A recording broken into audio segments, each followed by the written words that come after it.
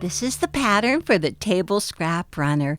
Use your 2.5-inch scraps or buy a package of 2.5-inch pre-cut scraps. They're beautiful colors, all coordinated in light, medium, and dark.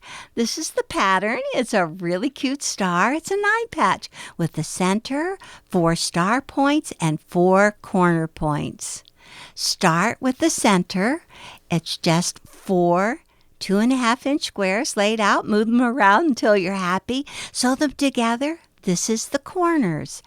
A rectangle and 2 squares. And then the star points are made with a rectangle and 2 squares as well.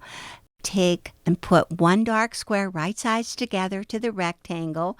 Sew a diagonal line. Now you don't even have to mark it if you use your sew straight.